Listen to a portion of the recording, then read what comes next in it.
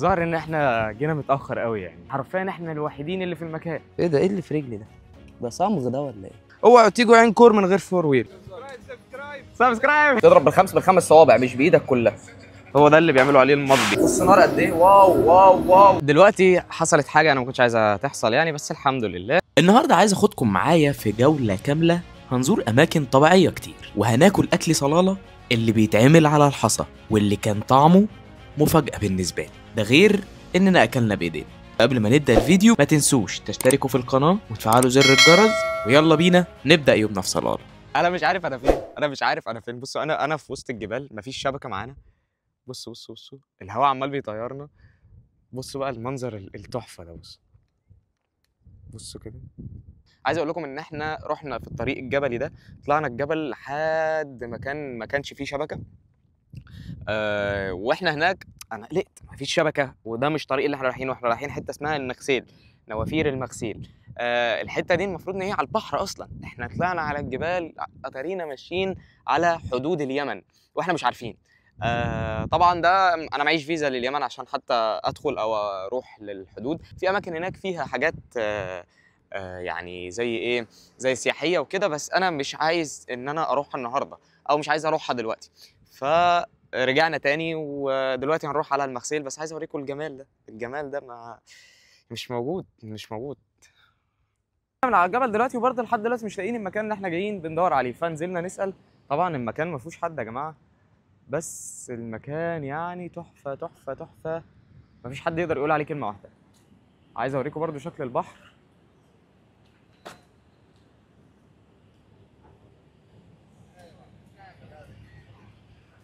بصوا.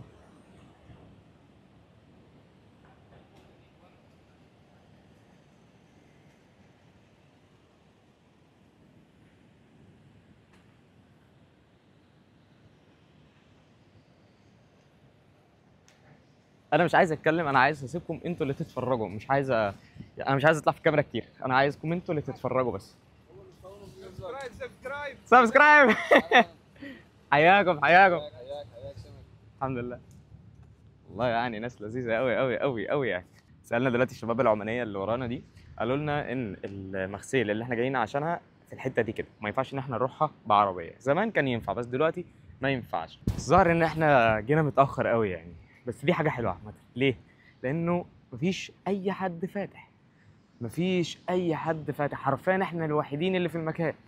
يعني بصوا ال ال البحر والكلام والاجواء دي والحاجات دي كلها بتكون زحمه جدا جدا في الخريف، في موسم الخريف. احنا جايين حرفيا في اخر موسم الخريف. احنا لو كنا جايين في الخريف نفسه ما كانش الجبال دي هتبقى فيها حتت صفرة كده او الكلام ده كله، لا كلها كانت هتبقى خضار خضار خضار يعني. بس برضه اقرب لكم العدسه عشان ايه تكونوا شايفين كويس. بصوا ده كله المفروض ان هو كان بيبقى زحمه جدا جدا جدا، بس دلوقتي مفيش حد. فده ليه؟ عشان الناس كلها رجعت بقى مسقط او مشيت من صلالة خلاص. وصلنا دلوقتي كهف اسمه كهف المرنيف. تمام، كهف المرنيف ده انا لسه هنستكشفه، انا معرفش فيه اي حاجه والله. وهو على البحر على طول يعني. بصوا الجمال، بصوا على البحر على طول، خضار وبحر، جمال طبيعه. احنا عايزين اكتر من كده. بصوا يا جماعه، بصوا بجد والله.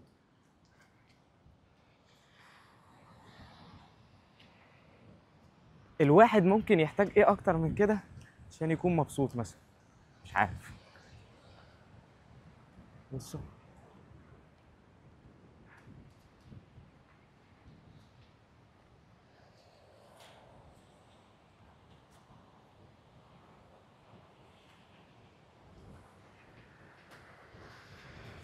بصوا الكهف.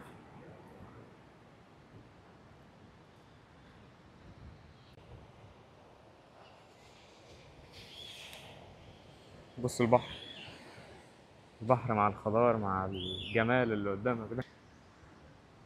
بصوا بقى، المفروض ان احنا هندخل دلوقتي جنب الكهف ده، هنروح على النوافير بتاعه المغسيل. انا عايز اقول لكم على فكره والله التليفون بيتحرك من الهواء قوي جدا يعني.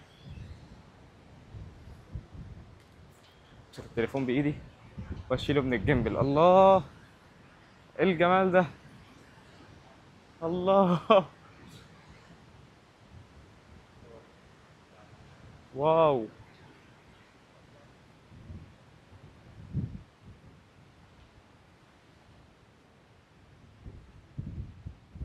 بصوا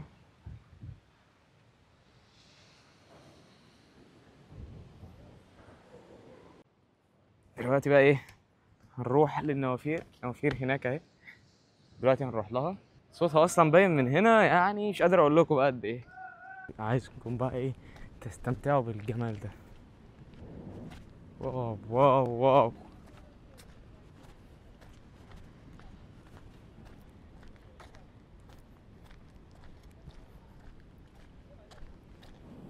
بس برضه دي بتكون زي زيب لاين كده، هي شغالة اعتقد، بس يعني ايه مش افضل حاجة دلوقتي. هي صغيرة قوي اصلا، مش عارف ليه كده. خريف ظفار. سامعين الصوت؟ تعالى اوريكم الصوت.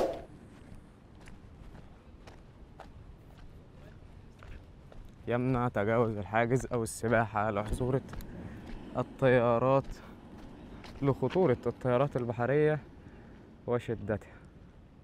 يعني هنا مينفعش ان انتوا تعوموا، خلي بالكم. اصلا المية شكلها قوي جدا، يعني في موج في الاول كان قوي جدا. بس هو ده بقى المغسيل، هي دي النوافير بقى. دلوقتي حصلت حاجة انا ما كنتش عايزها تحصل يعني، بس الحمد لله انه هضطر ان انا اقلع الشوز وهمشي حافي. بصوا يا جماعة، عشان هنا مفيش، هنا كله مية، لازم بقى ان انا ايه اقلع الشوز عشان امشي حافي، فمش مشكلة. بص اقلع وامشي. اهم حاجة ان احنا نتصرف زي ما الجيش قال لنا ان احنا نتصرف. بسم الله. اهم حاجة تمشوا بالراحة يا جماعة، عشان المية هنا عاملة شبه الصابون، بالظبط شبه الصابون. ايه ده؟ ايه اللي في رجلي ده؟ ده صمغ ده ولا ايه؟ اوعوا تيجوا عين كور من غير فور ويل. بالظبط بقالنا حوالي نص ساعة ما وصلناش، عمالين احنا نمشي في الاماكن دي ومش عارفين نوصل. مش عارفين، بس يعني ايه لازم يكون معانا عربية اس يو في او فور ويل عشان ان احنا نقدر اصلا نعدي من المكان ده. لكن احنا بنيجي بقى عند الزلط ده والحصى ده، بنيجي بقى مش عارفين نمشي فبنقلع الشوز. بس هو غالبا بيقولوا فاضل 10 دقايق ونوصل يعني، فان شاء الله خير. دلوقتي وصلنا للشلال، شلال عين كور.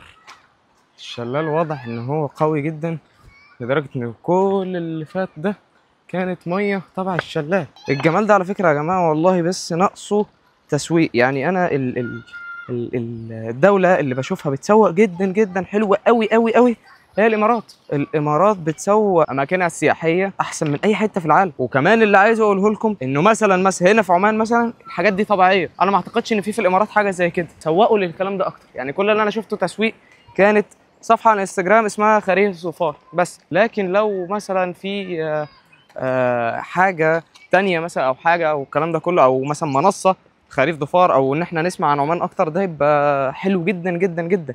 وكمان ده اصلا احلى حاجه ان فيزا عمان رخيصه. فيزا عمان بالظبط بحوالي مثلا $40. فلا الفيزا سهله ورخيصه وبتطلع انا الفيزا بتاعتي طلعت في 5 ساعات بالظبط.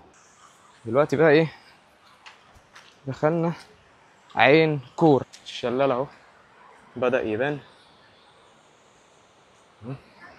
شكله جميل صراحه.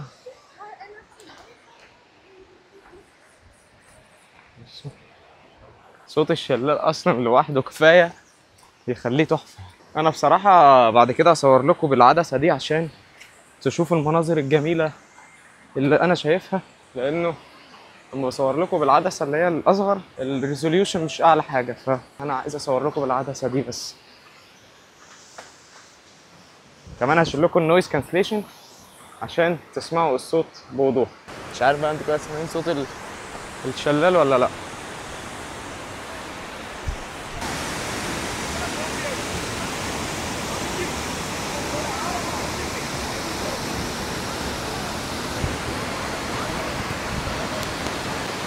دلوقتي بقى وصلنا شلال عين كور. عين كور دي شفتوا الطريق بتاعها عامل ازاي؟ نصيحه مني ما حدش يجي من غير عربيه فور ويل، يعني 4x4.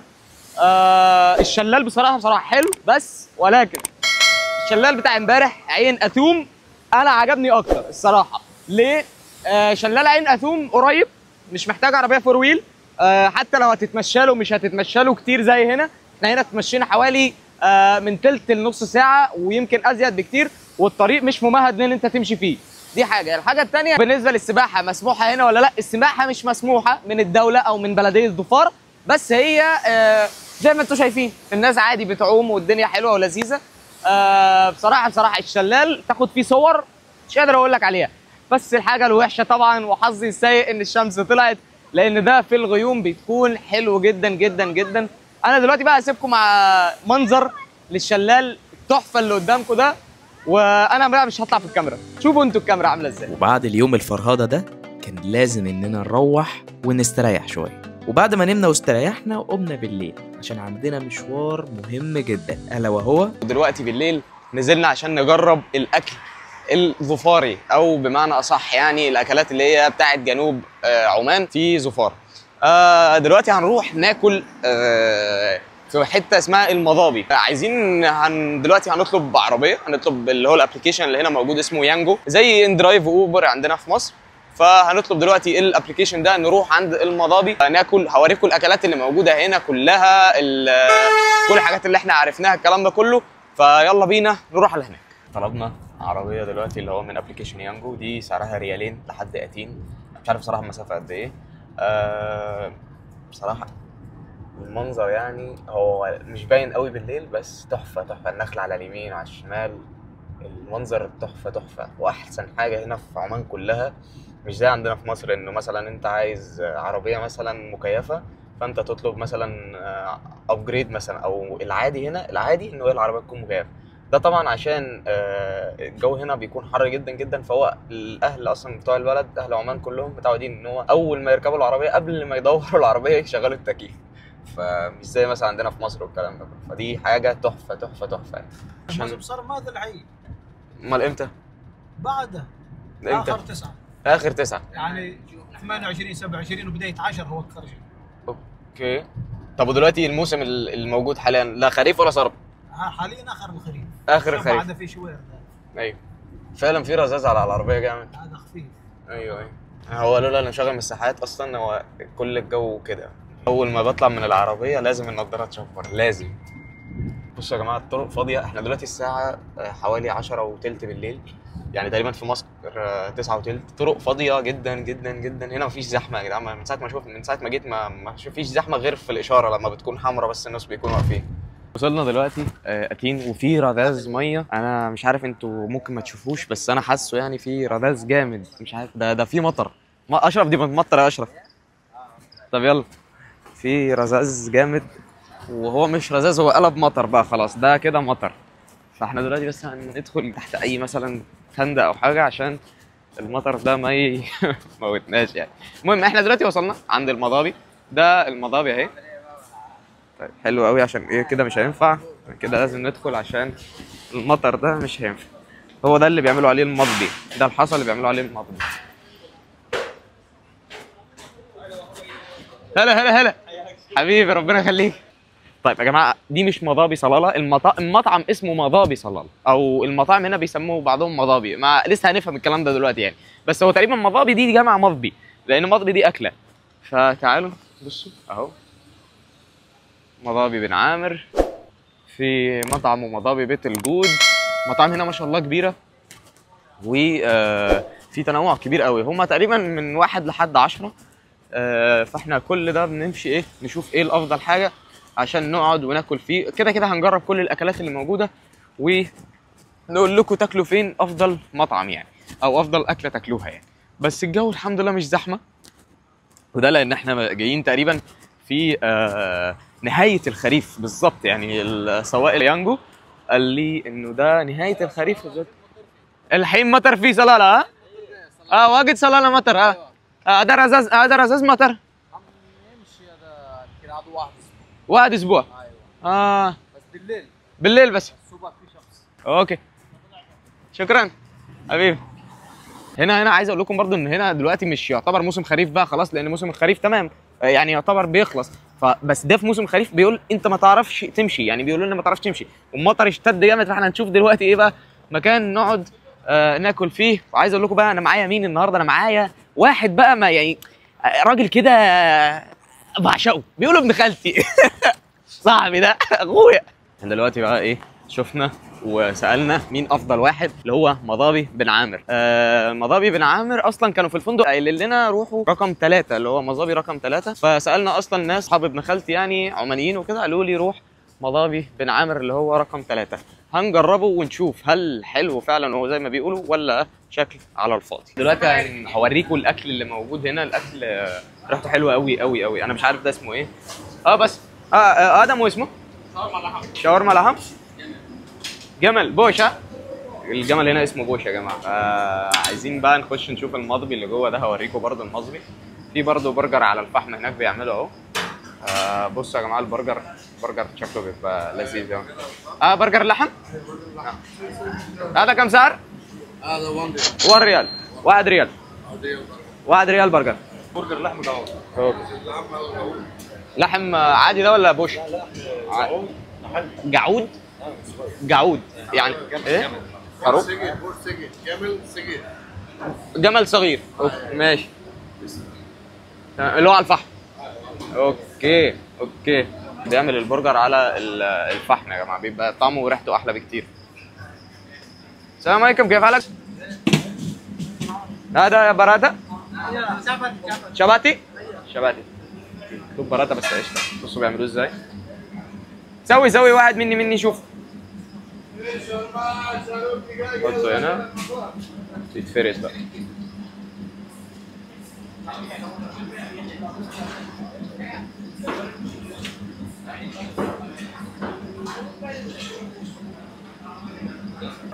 عندك التنور برضه.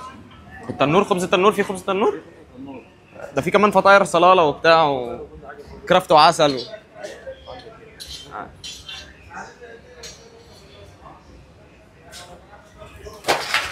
بصوا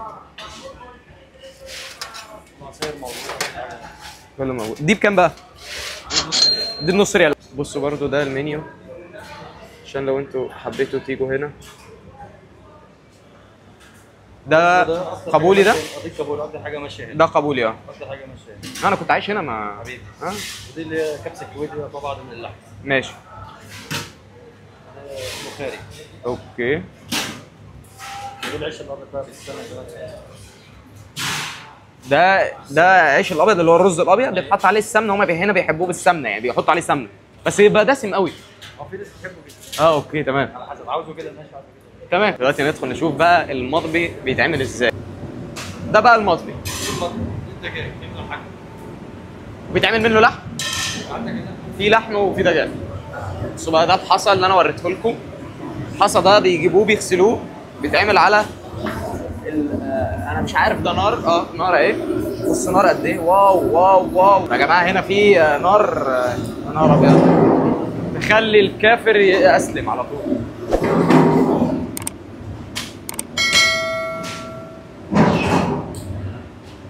كيف حالك؟ بس هذا لحم. لحم مدبي مالتيز. اوكي.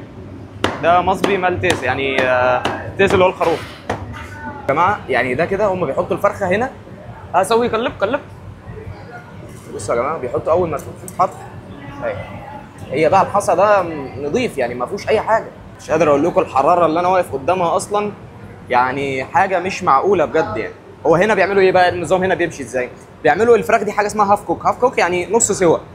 اول ما العميل يطلب بيحطوه هنا يكملوا السوا بتاعه. ليه؟ عشان اول حاجه السرعه، تاني حاجه عشان ان انت ما تطلبش فرخه مثلا او تطلب حاجه ويكون ان هي طعمها مثلا مستوي من قبل كده او طعمها وحش او الكلام ده. حاجه تفضل على طول دايما فريش. فدي حاجه حلوه قوي يعني. والكلام ده كله انا عارفه من ايام ما انا كنت هنا، لان انا كنت هنا قبل كده قعدت فتره كبيره. فانا فاهم الدنيا هنا ماشيه ازاي شويه، عارف الكلام بيمشي ازاي. ندخل بقى ايه ناكل دلوقتي. هنطلب هنشوف هناكل ايه، بس عايزين ان احنا نقعد هنا. اكلت هنا؟ بجد والله؟ هو اشرف كل هنا قبل كده من 3 سنين، هو لسه فاكر حالا. ايه ده، هو في حاجات جوه؟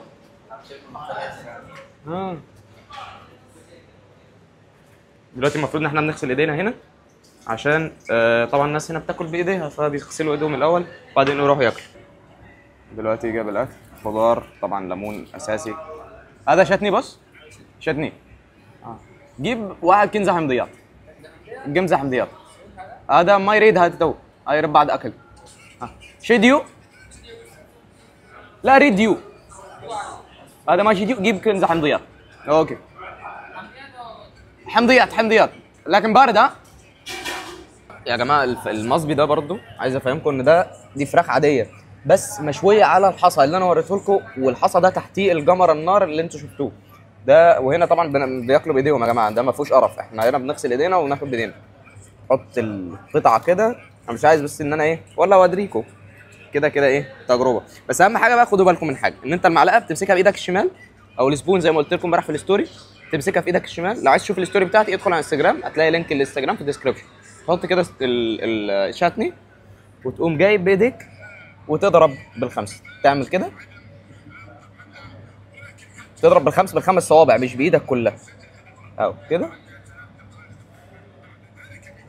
تقوم جايب كده وده الصباع اللي هو الكبير ده انت بتغرف بيه اهو. بصوا يا جماعه الحمد لله كلنا خلصنا الاكل تمام، والباقي اخدناه برسل يعني تيك اواي. هنا في عمان بيسموه برسل تمام.